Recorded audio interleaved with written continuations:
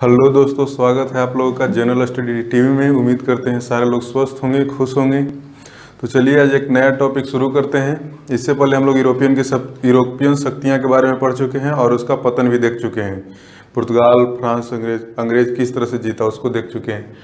और जब एक नया टॉपिक पढ़ रहे थे, इसमें देखें ये नया टॉपिक पढ़ेंगे 18वीं सदी में भारतीय राज्य की स्थिति। क्योंकि जब यूरोपीय शक्तियाँ का देख लिए हैं और यूरोपीय शक्तियाँ में अंग्रेज किस तरह से सबको एक एक करके हरा दिया, उसको बारे में हम लोग पढ़ चुके। तो अब भारतीय राज्य का नंबर लगेगा, जिसको अंग्रेज अब भारतीय राज्य पर कब्जा करने की कोशिश करेगा। तो जब भारतीय राज्य को कोशिश करेगा कब्जा, तो हम लोग उस पर आने से पहले एक टॉपिक पढ़ेंगे कि जो भारतीय राज्य पर जो अंग्रेज कब्जा करेगा, वो भारतीय राज्य अस्तित्व में आया कैसे। मैंने भारतीय राज्य से पहले यहाँ तो मुगल का शासन चल रहा था और भी छोटे छोटे वंश थे, शासन कर रहे थे। तो उस समय जो भारतीय राज थे, जैसे बंगाल है, अवध है, हैदराबाद है, मराठा, तो इस तरह ये सब जो राज थे, ये सब किस तरह से अस्तित्व में आए, तो उसको पहले पढ़ेंगे कि किस तरह से पहले राज बना। और उसके बाद जब राज बनेगा तब तो यूरोपियन उसको अंग्रेज उस पर कब्जा करेगा। तो वही जो राज बना है और उसमें का जो परिस्थिति था, क्या परिस्थिति था जिसके कारण अंग्रेज को सहायता हो जाता है और ये सब राज को एक एक करके हरा देता है, तो उसी चीज़ को आज हम लोग डिस्कस करेंगे। और दोस्त, इस चैनल पर जो वीडियो आ रहा है वो एक क्रमबद्ध तरीका से आएगा, सिस्टमेटिक तरीका से। ये नहीं कि एक टॉपिक मैं यहाँ से पढ़ाऊंगा, एक टॉपिक वहाँ से, सब एक दूसरे से जुड़ा हुआ है। आगे जो टॉपिक पढ़ाऊंगा उसके पीछे का रीजन है, तो वो सब सीरियल ढंग से आएगा, एक एक वीडियो। तो इस तरह से धैर्य रख के पूरा वीडियो कंप्लीट करके देखिएगा और आपका एक अच्छा सब्जेक्ट पर अच्छा पकड़ बन जाएगा। तो चलिए आज शुरू करते हैं 18वीं सदी में भारतीय राज्य की स्थिति। तो भारतीय राज्य का स्थिति क्या था उस समय, जब अंग्रेज एक एक राज्य को करके हराएगा, तो उसमें राज्य का क्या स्थिति था, उसी को आज देखेंगे। तो 18वीं सदी दोस्त लगभग समय है 1700 का। 1700 से लेके लगभग 1750, 60, 1800 तक, इसी को 18वीं सदी बोलते हैं। तो इस समय क्या घटना हो रहा था, तो आपको पता होगा कि उत्तर भारत में 1526 ईस्वी से लगभग मुगल का शासन चल रहा था और 1707 ईस्वी तक अच्छे तरीके से मुगल का शासन चलता है भारत में। और इसमें देखिए कि प्रारंभिक मुगल शासक, इसको हमको मध्यकालीन भारत में पढ़ना है, फिर भी यहाँ लिख दिए क्योंकि इसका जरूरत है, आगे के जो टॉपिक है उसको समझने में थोड़ा सा हमको आसान होगा। तो प्रारंभिक मुगल शासक जो थे उसमें बाबर थे। आपको पता है कि पानीपत का प्रथम युद्ध लड़ता है इब्राहिम लोदी से और 1526 ईस्वी में जीत जाता है बाबर, और उसके बाद मुगल वंश का स्थापना करता है। तो उस समय से बाबर शासन करता है 1526 से 1530 ईस्वी तक। और उसके बाद बाबर का जब मृत्यु होता है, उसके बाद उसका बेटा हुमायूं शासन करता है। तो हुमायूं 1530 ईस्वी से 1540 ईस्वी तक शासन करता है। उसके बाद में उसके साथ एक घटना घट जाता है कि वो जो शेरशाह थे सूर्यवंश का वहाँ 1540 ईस्वी में कब्जा हो जाता है। हुमायूं को मुगल वंश से समझिए कि हटा दिया जाता है और सूर्यवंश का स्थापना कर दिया जाता है उत्तर भारत में। तो ये जो 1540 से 1555 ईस्वी के 15 साल का लगभग समय है, वो सूर्यवंश का समय है।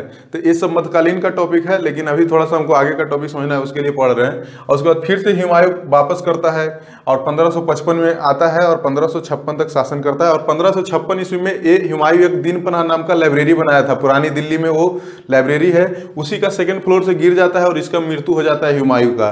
तो उसका बेटा छोटा रहता है अकबर, तो उसमें 1556 ईस्वी में उसको राजा बना दिया जाता है। और 1556 ईस्वी में जब वो राजा बनता है, उसके बाद 1605 ईस्वी तक शासन करता है। और इसके बारे में कल एक ऑब्जेक्टिव भी हम लोग सोल्व किए थे कि जब ईस्ट इंडिया कंपनी का स्थापना यूरोप में जो हुआ था, इंग्लैंड में हुआ था, वो किस मुगल शासक के समय में हुआ था? तो अकबर के समय में ही हुआ था, क्योंकि इसका 1600 में भी इसी का शासन था, 1605 तक शासन रहता है। और ईस्ट इंडिया कंपनी का स्थापना 1600 में ही हुआ था। और उसके बाद जब अकबर के बाद जहांगीर आता है, जहांगीर का शासन 1605 से 1627 तक रहता है। और उसके बाद शाहजहां आता है, 1627 से 1657 तक शासन करता है। और उसके बाद में शाहजहां के बाद औरंगजेब आता है और औरंगजेब 1657 से 1707 तक शासन करता है। दोस्त, मुगल में बोला जाता है कि मुगल का आखिरी जो मजबूत शासक था वो औरंगजेब था। और औरंगजेब जब तक शासन करता है तब तक तो थोड़ा बहुत वो अपना क्षेत्र पर पकड़ बना के रखता है, लेकिन उसके बाद 1707 ईस्वी में इसको मृत्यु हो जाता है। और उसके बाद में से और मुगल साम्राज्य सत्ता कमजोर हो जाता है, मुगल वंश धीरे धीरे कमजोर होना शुरू हो जाता है। और मुगल सत्ता कमजोर होने का दोस्त एक ही कारण नहीं था, औरंगजेब का तो मृत्यु कारण था ही, लेकिन औरंगजेब के मृत्यु से पहले औरंगजेब बहुत सारा नीति लाया था, वो भी बहुत सारा कारण हो जाता है और मुगल वंश का पतन का। तो मुगल वंश का पतन का कारण हो जाता है दोस्त उसका कारण देखेंगे आज कि मुगल साम्राज्य के पतन के क्या कारण थे। तो मुगल साम्राज्य के पतन के कारण बहुत सारा था, तो वो कारण को हम लोग एक एक करके देखेंगे। आप पतन के कारण पढ़ना जरूरी है, क्योंकि आप जब भी देखिए कोई भी शासन चलेगा भारत में, उत्तर भारत में जो भी वंश का शासन रहेगा, जब जब बाहरी लोग आक्रमण करेंगे तो वो शासन जब जब सत्ता जो वंश है उसका पतन होगा, तभी लोग बाहरी लोग सक्षम हो गए आक्रमण करने में। बाहरी लोग को पता चल जाएगा कि ये जो यहाँ का जो राजनीतिक व्यवस्था है बहुत गड़बड़ है और यहाँ का राजा अपना राज्य को संभालने में सक्षम नहीं है, इसीलिए उनको और मौका मिलेगा, उसको और उत्साहित होगा वो आक्रमण करने के लिए, बोलेगा चलो आक्रमण कर देते हैं, ये हमको रोक नहीं पाएगा। तो देखिएगा कि किस तरह से ये जो पतन होता है और इसी पतन का फायदा उठा के। और दोस्त एक चीज और ध्यान में रखिएगा, आप जब भी आक्रमण होगा ना, भारत का ये मैप है और भारत का ये राजनीतिक मैप है और इसमें देखिए कि इस तरह से भारत का मैप है और इस साइड से आप इलाका देखिए कि पूरब में जो नॉर्थ में इलाका है हिमालय पर्वत है और उस जमाना में इतना हाई टेक्नोलॉजी नहीं था, हाई टेक तकनीक का विकास नहीं हुआ था, जिस वजह से भारत इस साइड तो सेफ था। अभी के समय में सिचुएशन दूसरा है, अभी के समय में परिस्थिति दूसरा है, क्योंकि अभी तो तकनीकी का इतना विकास हो गया है कि लोग ये हिमालय पर्वत को भी क्रॉस करके भारत में आके हमला कर सकते हैं, काहे कि सबके पास विमान है, फाइटर जेट प्लेन है, मिसाइल है, तो वो सबसे हमला हो सकता है। लेकिन उस जमाना में ये जो हमारा जो प्राकृतिक रूप से जो हिमालय पर्वत है जो सुरक्षा कर रहा था, ये बहुत महत्वपूर्ण था। उत्तर में हिमालय पर्वत था और दक्षिण में समझिए कि जो महासागर था, पानी था, जल था, तो इसमें शासन वही मैंने हमला कर पाएगा जिसका नेवी मजबूत होगा। तो मुख्य रूप से लगभग हम लोग दो साइड से तो सेफ थे, लेकिन ये जो आपका जो वेस्टर्न फ्रंट है ना, नॉर्थ वेस्टर्न फ्रंट जो पश्चिमी फ्रंट है, ये बहुत सेंसिटिव था, बहुत ज्यादा यहाँ से हमला होने का चांस रहता था। जब जब मैंने कि एक कमजोर पड़ता था ये वेस्टर्न फ्रंट, अगर मान लिया जाए कि उत्तर भारत में किसी का शासन चल रहा है और उसका होल्ड मजबूत पकड़ यहाँ पश्चिमी इलाका पर, उत्तर पश्चिमी क्षेत्र पर जब तक है, जब तक तो समझिए कि कोई इधर से हमला करने की कोशिश नहीं करेगा पश्चिमी साइड से। लेकिन जब जब एक कमजोर होगा वेस्टर्न फ्रंटियर, जो नॉर्थ उत्तर पश्चिम का जो फ्रंट है, जब जब कमजोर होगा, यहाँ से जो यहाँ का राजा रहेगा भारत का, जो इस पर से शासन उसका खत्म होगा, जैसे जब कमजोर हो जाएगा तो ये यहाँ जो देश है, यहाँ बहुत सारा जो पहाड़ है उसमें बहुत सारा पास है, दर्रा है जिसको दर्रा बोलते हैं।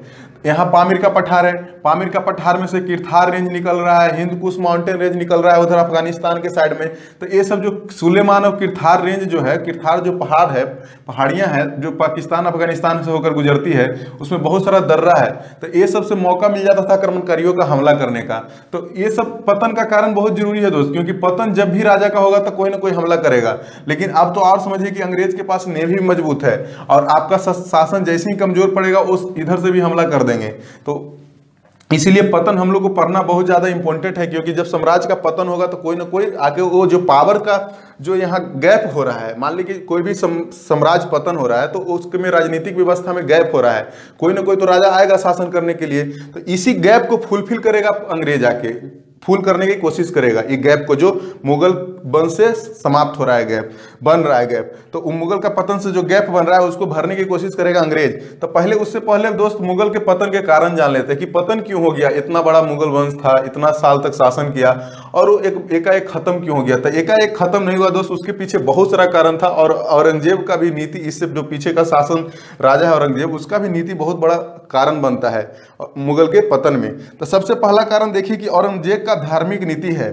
जैसे में औरंगजेब का धार्मिक नीति में क्या है कि धर्म में ये जजिया कर जो है हिंदू पर लागू करता है, और जजिया कर का भी एक इतिहास है दोस्त कि मोहम्मद बिन कासिम सबसे पहले देवल प्रांत में लागू किया था और उसके बाद धीरे धीरे बहुत सारा दिल्ली सल्तनत में भी बहुत सारे लोग लागू किए और उसके बाद मुगल में भी बहुत सारे लोग लागू किए। और जजिया के बारे में बोला जाता है कि अकबर पहला मुगल शासक था जो जजिया को खत्म किया था और उसके बाद फिर से जजिया को लागू कर दिया था, उसके बाद भी फिर एक बार खत्म करता है। तो इस तरह से जजिया कर को लागू करता था, खत्म करता था, लागू करता था, खत्म करता था। और अंततः मोहम्मद शाह रंगीला के समय में जय सिंह थे, एक राजा थे, राजपूत राजा थे, उनके अनुरोध करने पर जजिया को पूर्णतः भारत से समाप्त किया जाता है। तो जजिया कर क्या था दोस्त, जजिया कर लागू कर देता है औरंगजेब जो है हिंदू पर जजिया कर लगा देता है।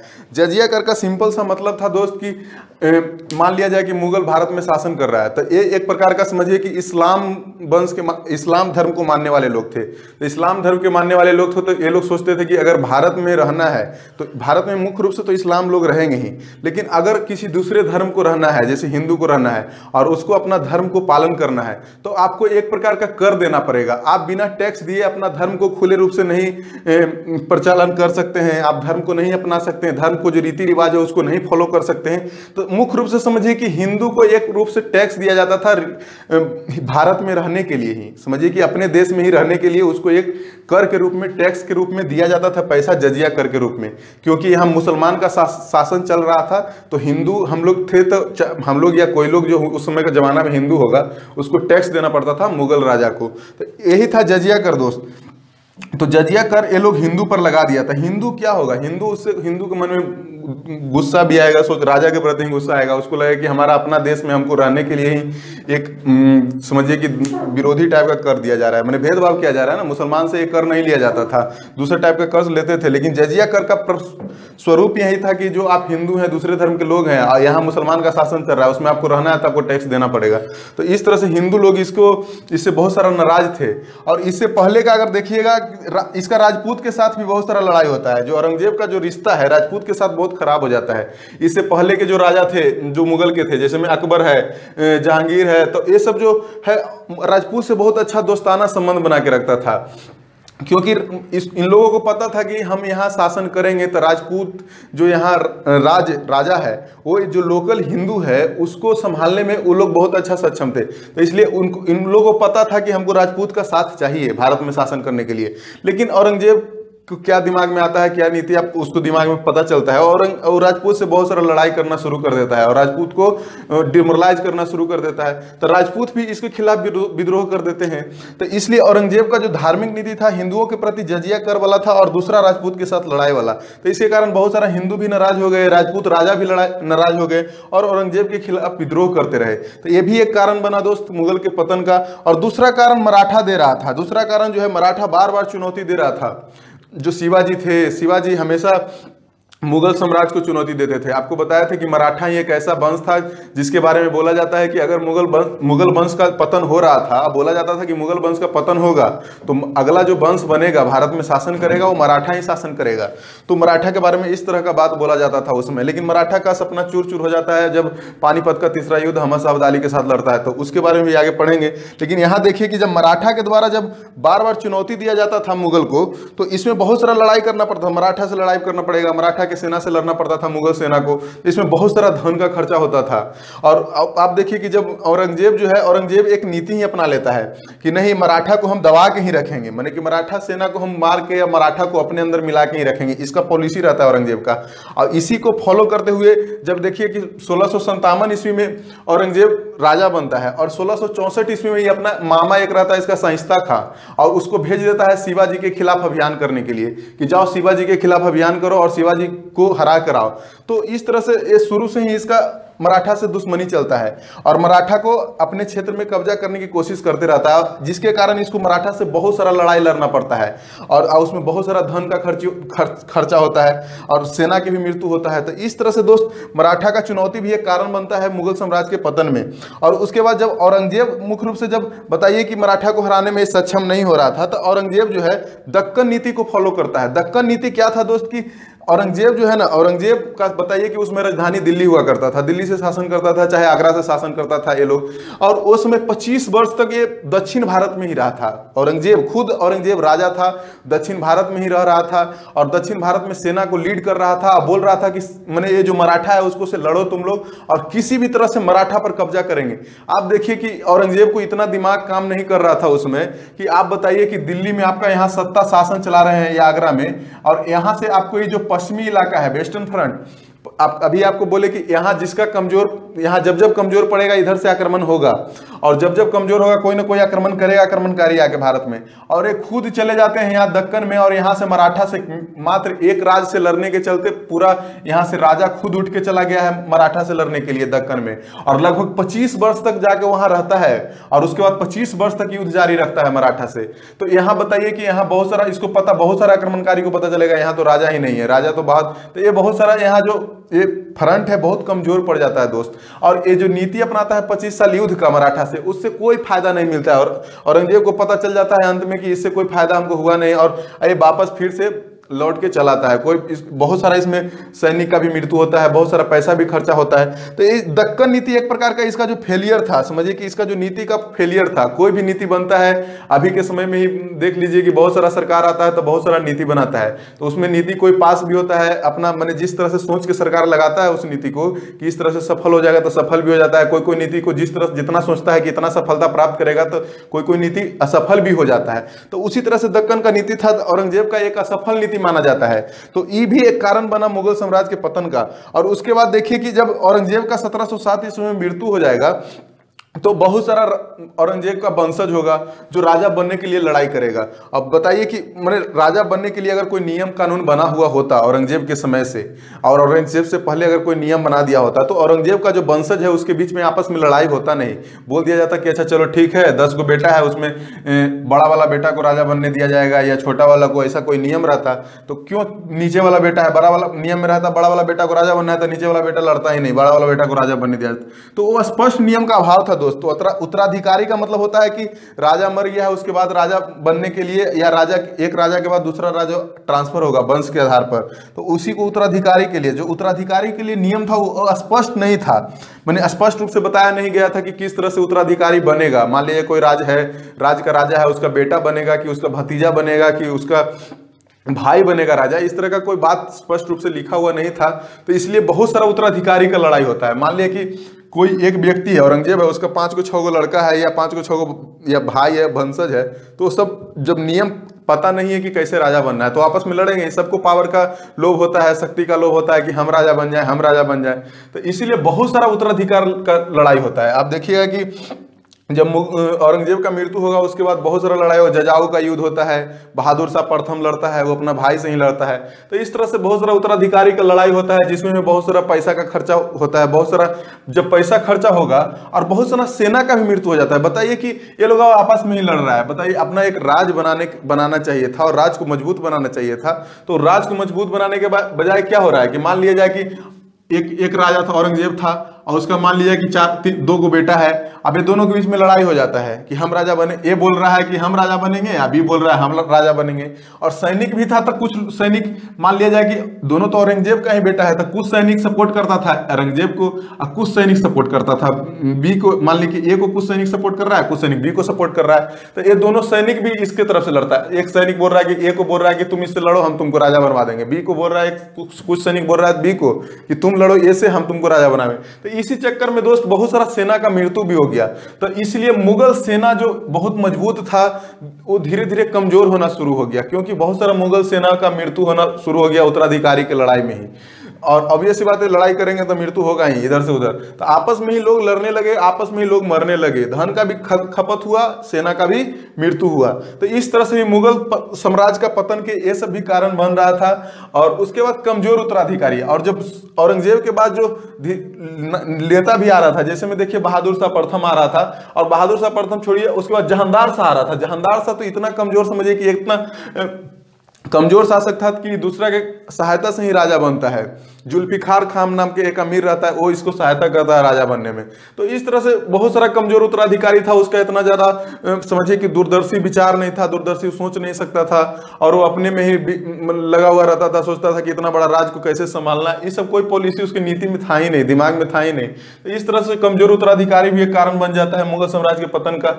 और उसके बाद कुलीन वर्ग का क्षय होता है दोस्त। कुलीन वर्ग किसको बोलते हैं? पहला बात ये समझिए कि कुलीन वर्ग बोलते किसको हैं। जैसे मैं अभी के समय में एग्जांपल लीजिए कि संसद में अभी सरकार बना हुआ है, बीजेपी का सरकार है, तो प्रधानमंत्री नरेंद्र मोदी है, और नरेंद्र मोदी के साथ बहुत सारा मंत्रिमंडल में मंत्री है।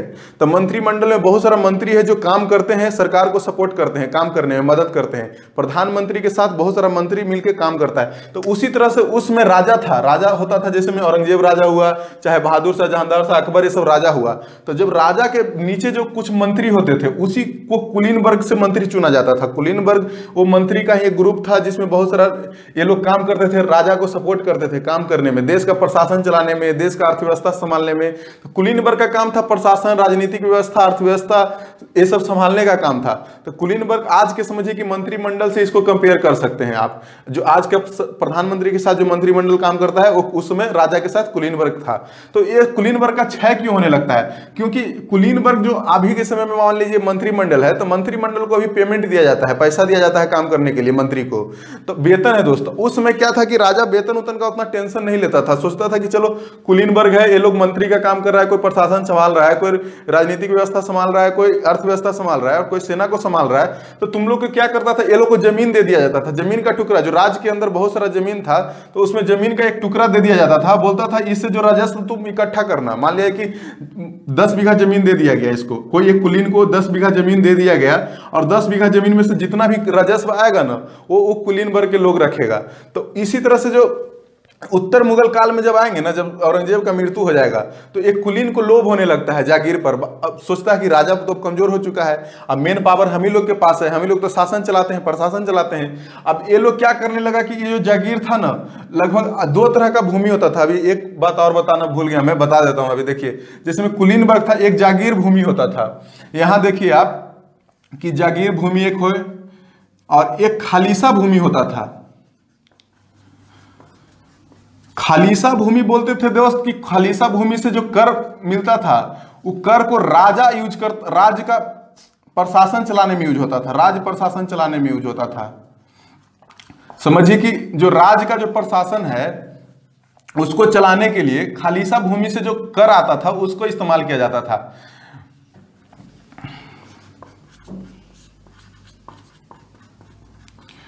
तो राज्य प्रशासन चलाने के लिए 2 तरह का भूमि था उस समय में, एक खालिसा भूमि, एक जागीर भूमि। खालिसा जमीन का मतलब होता था खाली, उसमें पैसा का यही स्रोत था दोस्त, जमीन बहुत बड़ा स्रोत था इनकम का उसमें राजा का। तो खालिसा जमीन था ना, खालिसा जमीन से जो कर आता था, टैक्स आता था, उसको राजा यूज करता था देश में प्रशासन व्यवस्था चलाने के लिए, बिल्डिंग बनाने के लिए, कहीं समझिए सिंचाई व्यवस्था अच्छा करने के लिए, सेना पर खर्चा करने के लिए। तो खालिसा भूमि से जो पैसा आता था समझिए प्रशासन चलाने में यूज होता था।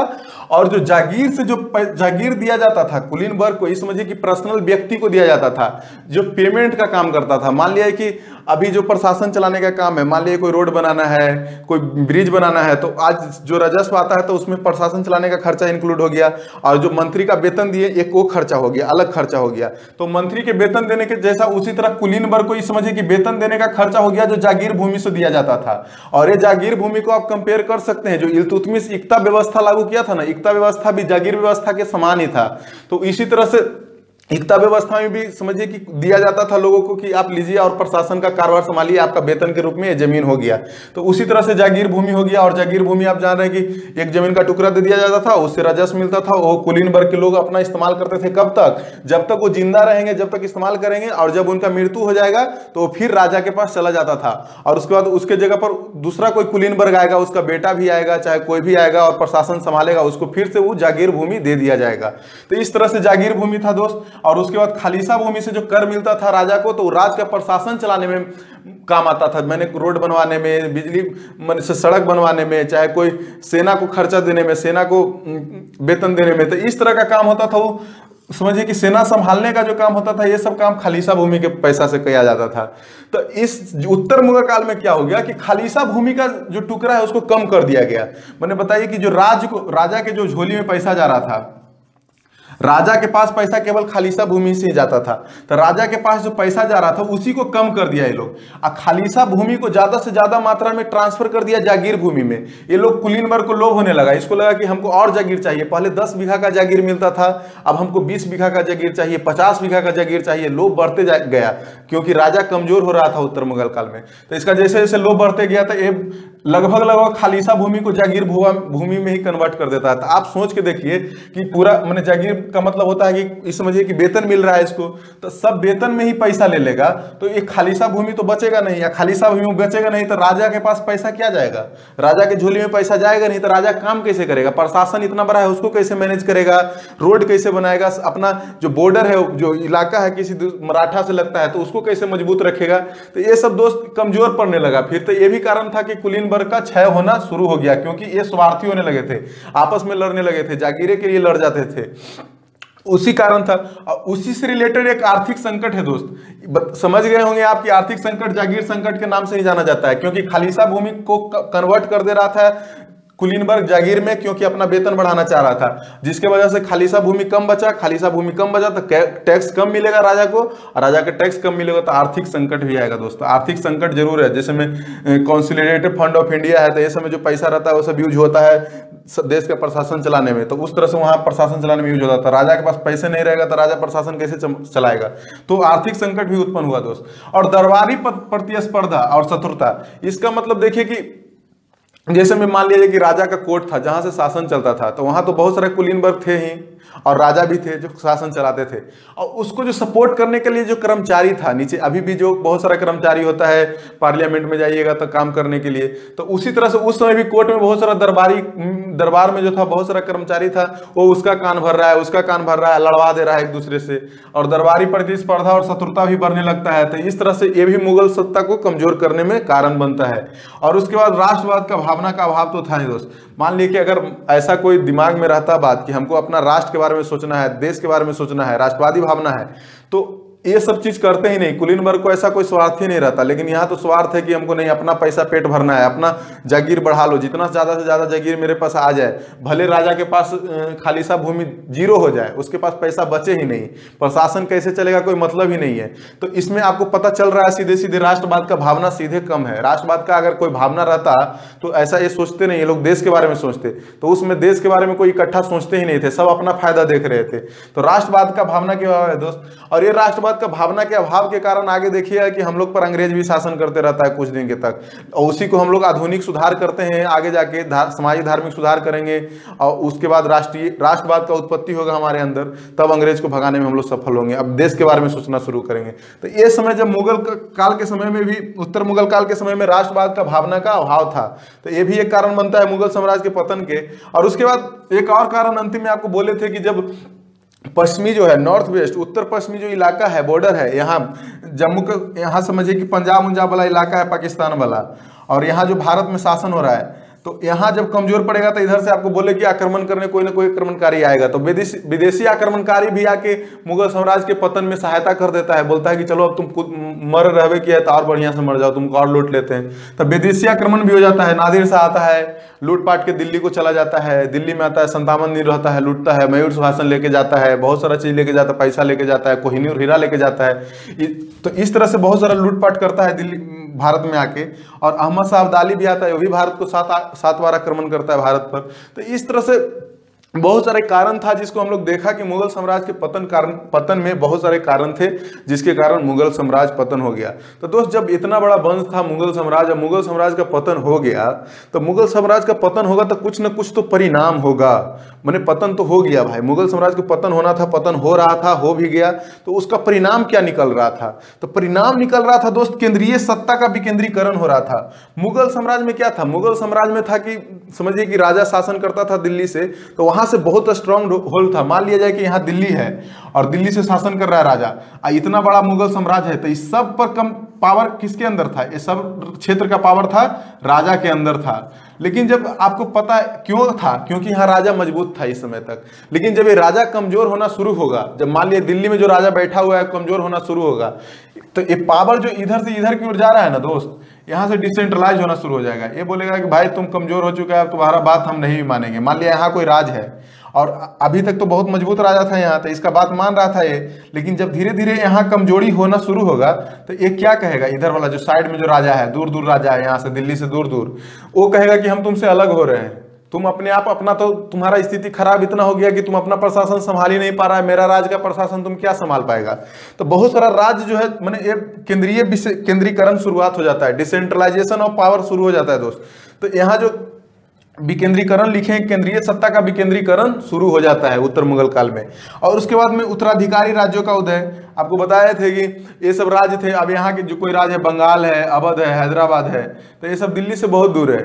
ये लोग बोलेगा ठीक है अब तुम्हारे अंदर हम नहीं रहे, अब स्वतंत्र रूप से हम अपना शासन चलाएंगे।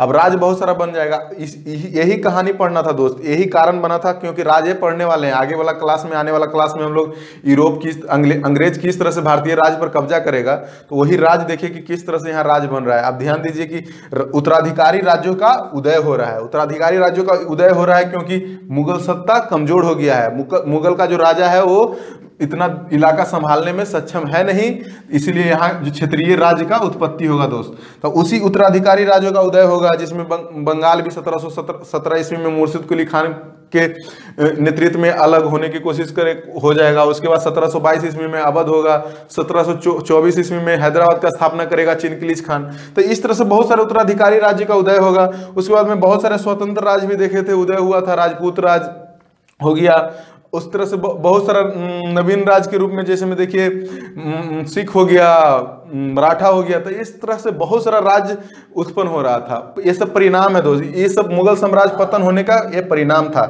इसके कारण ये सब घटना घटा। और जब ये सब घटना घट रहा था, बहुत सारा राज, क्षेत्रीय राज्य अलग हो रहे थे मुगल साम्राज्य से, तो क्षेत्रीय कला का विकास भी होगा। जैसे क्षेत्रीय कला, जैसे में मान लिया जाए कि यहाँ मुगल का शासन चल रहा है, तो मुगल का शासन चल रहा है, तो आपको पता होगा कि इसमें शासन में बहुत सारा चित्रकला, स्थापत्य कला का विकास हुआ था। चित्रकला का मतलब हुआ कि बहुत सारा पेंटिंग वगैरह बनाना, स्थापत्य कला का मतलब हुआ बिल्डिंग वगैरह जो बनाया जाता है। तो इस तरह से बहुत सारा जो यहाँ विकास हुआ था उसका, वो अब धीरे धीरे क्या होगा, मान लिया जाए कि मुगल में जो सेंटर में सरकार है, केंद्र में सरकार है, जो मुगल का राजा है वही कमजोर हो गया है, तो उसको अब संरक्षण भी नहीं दे पाएगा। तो ये सब तो बहुत अच्छा बोला जाता है कि चित्रकाल का स्वर्ण युग बोला जाता है दोस्त इसको। जहांगीर को चित्रकाल का स्वर्ण युग बोला जाता है, और उसके बाद स्थापत्य कला का भी स्वर्ण युग जहां शाहजहां को बोला जाता है। तो इस तरह से इस समय बताइए इतना पीक पर था वो कला जो था, आर्ट एंड कल्चर बहुत पीक पर था, जिसको बहुत सारा संरक्षण मिलता था। राजा खुद बोलता था कि तुम ये चित्रकला का विकास करो। बहुत सारा देखिए बिल्डिंग बना, जैसे में शाहजहां बनवाया, ताजमहल बनवाया, मोती मस्जिद बनवाया दिल्ली के लाल किला में, और आगरा के लाल किला में, आगरा के लाल किला में शाहजहां मोती मस्जिद बनाया था। उसके बाद दिल्ली के लाल किला में मोती मस्जिद औरंगजेब बनवाया था, ये ध्यान रखिएगा। तो इस तरह से बहुत सारा ताजमहल बना आगरा में। फिर उसके बाद में अकबर ने आगरा का किला बनवाया। फिर उसके बाद में शाहजहां ने दिल्ली का लाल किला बनवाया। तो इस तरह से बहुत सारा बिल्डिंग का निर्माण हो रहा था। तो ये सब कब होगा, जब आपके पास बहुत सारा कला का विकास। ऑब्वियस सी बात है, ध्यान दीजिएगा एक ट्रेंड पर, कि जब आपके पास खाने पीने के लिए एक अच्छा खासा पैकेज पहले से रहेगा, और उसके बाद उसके अलावा आपके पास पैसा रहेगा, तो आप कला और संस्कृति में विकास करिएगा। तो इस तरह से इसमें बहुत सारा संपन्न राज्य थे ये सब राजा, तो कला और संस्कृति पर बहुत ज्यादा ध्यान देते थे। लेकिन उत्तर मुगल काल आते आते आप देखिए कि किस तरह से आर्थिक संकट हो जाता है, और उसके बाद कला और संस्कृति पर भी ध्यान धीरे धीरे सेंट्रल में, केंद्र में जो मुगल का राजा था वहां घटना शुरू हो जाता है। और उसके बाद क्या होगा, जो क्षेत्रीय राज उत्पन्न हो रहे थे, तो क्षेत्रीय राज उत्पन्न हो रहा था, जो केंद्र में जो चित्रकारी थे, और जो चित्रकारी केंद्र में थे, और वो सब कहाँ जाएंगे, क्षेत्रीय राज्य के पास चले जाएंगे। तो उसी समय क्षेत्रीय कला का भी विकास होगा।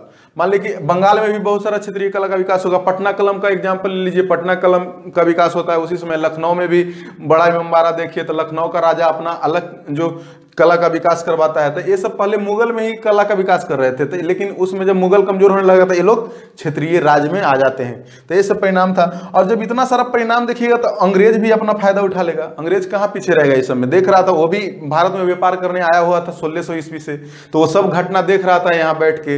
अब उसको भी पता चलता है कि मुगल साम्राज्य तो बहुत कमजोर हो गया है, वो आर्थिक रूप से भी कमजोर हो गया है, सेना भी उसका कमजोर हो गया है, अपने में लड़ लड़ के मर गया है। तो इस तरह से सब इतना कमजोर हो गया, और छोटा छोटा राज्य बन गया है, छोटा छोटा क्षेत्रीय राज्य बन गया, बंगाल बन गया, अवध बन गया है। तो इस तरह से इसको सब देखते रहता है सब घटना को, और इसको पता चल जाता है कि अब भारत के राजनीतिक स्थिति अच्छा तरीके से समझ के इसको पता चल जाता है कि भारत पर विजय हम कर सकते हैं। तो यूरोपीय शक्तियां को धीरे धीरे हटाए हैं हम लोग, देख लिए। अब भारतीय राज्य पर ही कब्जा करने की कोशिश करेगा। ये सब राज समझिए कि अंग्रेज को विस्तार करने में सहायता मिल जाता है दोस्त। जो मुगल साम्राज्य का पतन होता है, और इसका जो कारण बनता है मुगल सेना कमजोर होना, और उसके बाद में आर्थिक कमजोरी चोरी होना और उत्तराधिकारी का लड़ाई होना और अब बहुत सारे क्षेत्रीय राज्य का उत्पत्ति होना। तो ये सब चीज को वो देख के समझ के अंग्रेज समझ जाता है कि अब तो ये छोटा छोटा राज्य है, इसको हरा देना कोई बड़का बात नहीं है। तो इसीलिए अंग्रेज का भी विस्तार इसके बाद होगा। तो इसी अंग्रेज को हम लोग भारतीय राज्य को किस तरह से हराएगा, इसी को पढ़ने के लिए इतना हम लोग को कहानी थोड़ा सा पढ़ना पड़ा पीछे। और बाकी ये लगभग टॉपिक जो है मध्यकालीन भारत का है। तो जब मध्यकालीन भारत का इतिहास पढ़ेंगे तो ये सब को एक एक करके डिटेल में पढ़ेंगे कि बाबर, हुमायूं, अकबर, जहांगीर, ये सब। और तो इस तरह से हम लोग देख लिए कि अंग्रेज को अब मौका मिलेगा विस्तार करने के लिए। तो अंग्रेज को क्षेत्र विस्तार करने के लिए मौका मिलेगा। उससे पहले एक चीज देख लीजिए कि जब उत्तर मुगल, कभी कभी सवाल पूछ दिया जाता है ऑब्जेक्टिव में, पीसीएस वगैरह में, कोई भी रेलवे का, एसएससी का, दरोगा का एग्जाम दीजिएगा, बिहार एसआई या यूपीएसआई का, तो ये सब एग्जाम में पूछ दिया जाता है कि बहादुर शाह जो उत्तर मुगल, जो भले कमजोर शासक थे उत्तर मुगल काल में, बहुत सारा राजा है छोटा छोटा, देखिए जैसे बहादुर शाह प्रथम आया 1707 ईस्वी से 1712 ईस्वी तक शासन करता है। उसके बाद जहांदार शाह आता है, बोलते ही कमजोर शासक था, इसको सहायता कर देता है एक व्यक्ति जुल्फिकार खां, उसकी वजह से राजा बन जाता है मुगल का। तो ये भी एक साल शासन कर लेता है 1712 से 1713 ईस्वी में तक। उसके बाद फर्रुख सियर आता है, तो फर्रुख सियर को राजा बनाता है सैयद बंधु। सैयद बंधु को बोला जाता है दोस्त उत्तर मुगल काल में शासक निर्माता बोला जाता था। शासक निर्माता का मतलब होता है कि आप राजा बनाने वाले हैं, माने कि किंग मेकर बोला जाता था उसको। जैसे सैयद दो ब्रदर थे, जैसे में एक अब्दुल्ला खां था, एक हुसैन खां था। ये दोनों मिलकर क्या करता था, ये बहुत पावरफुल था और जिसको ऊपर हाथ रख दिया समझिए वो राजा बन गया। तो इस तरह का इसका स्थिति था उस समय सैयद बंधु का उत्तर मुगल काल के समय में। तो फर्रुख सियर को राजा सैयद बंधु ही बनाता है। लेकिन कुछ प्रॉब्लम हो जाता है सैयद बंधु को फर्रुख सियर से, तो फर्रुख सियर को फिर मार देता है और उसके बाद में मार देने के बाद रफी-उद-दर्जात को राजा बनाता है। तो रफी-उद-दर्जात 1719 ईस्वी के फरवरी में राजा बनता है और जून में ही किसी बीमारी से मर जाता है। और उसके बाद जब बीमारी से मर जाता है उसके बाद रफी-उद-दौला 1719 ईस्वी में राजा बनता है और ये शासन करता है जून से लेकर सितंबर तक। और देख लीजिए कि अगर कभी क्वेश्चन आपको पूछ दिया जाए कि उत्तर मुगल शासक सबसे कम समय तक मुगल का कौन राजा रहा, तो आप देखिए फरवरी, मार्च, अप्रैल, मई, जून, उससे ज्यादा हो जाए। सबसे कम रफी-उद-दौला रहा था दोस्त। जो रफी-उद-दौला जून से लेकर सितंबर तक, मात्र जून, जुलाई, अगस्त, सितंबर 4 महीना राजा रहा था। अगर कभी क्वेश्चन पूछे आपको कि मुगल का सबसे छोटा शासक कौन था, सबसे छोटा समय तक शासन करने वाला, तो रफी-उद-दौला था। तो इस सब को बनाता है सैयद बंधु ही राजा बनाता है, लेकिन सब ये बीमारी से मर जाता है। तो उसके बाद सैयद बंधु मोहम्मद शाह को बनाता है राजा। तो मोहम्मद शाह 1719 ईस्वी से 1748 ईस्वी तक शासन करता है। और मोहम्मद शाह एक काम करता है, सोचता है सैयद बंधु ये सबको राजा बना रहा है और फर्रुख सियर देखो कुछ गलत किया तो फर्रुख सियर को मार भी दिया। तो हो सकता है कि मोहम्मद शाह को डर रहता है कि सैयद बंधु हो सकता है भविष्य में हमको ही मार सकता है अगर कुछ गलत हो गया, हमसे गड़बड़ हो गया। तो सैयद बंधु पहला काम है, मोहम्मद शाह सोचता है कि सैयद बंधु हमको भी मार सकता है, इसलिए मोहम्मद शाह पहला काम करता है कि सैयद बंधु को ही खत्म कर देता है, सैयद बंधु को ही मार देता है। उसके बाद देखिए अहमद शाह आता है। अहमद शाह 1748 से 1754 तक शासन करता है। उसके बाद आलमगीर द्वितीय आता है, वो भी 1754 से 58 तक शासन करता है।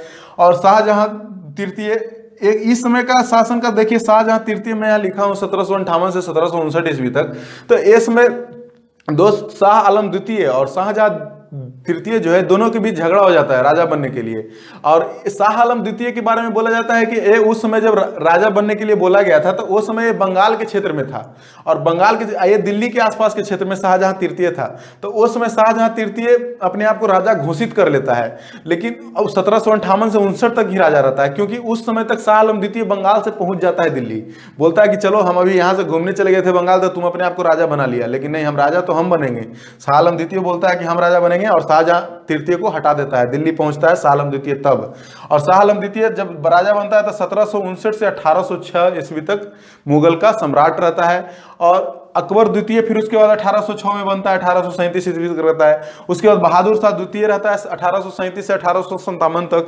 तो इस तरह से 1857 में मुगल सम्राट का पद को समाप्त कर दिया जाता है 1857 की क्रांति के बाद।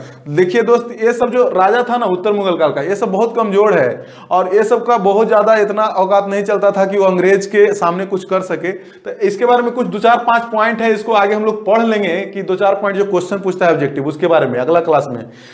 तो क्वेश्चन के लिहाज से ये इंपॉर्टेंट हो जाता है, एग्जाम में क्वेश्चन पूछता है इसके लिए इंपॉर्टेंट हो जाता है कि कौन राजा क्या किया था, किसके समय में अहमद शाह अब्दाली का आक्रमण हुआ था, नादिर शाह का आक्रमण हुआ था। तो ये हम लोग पढ़ लेंगे।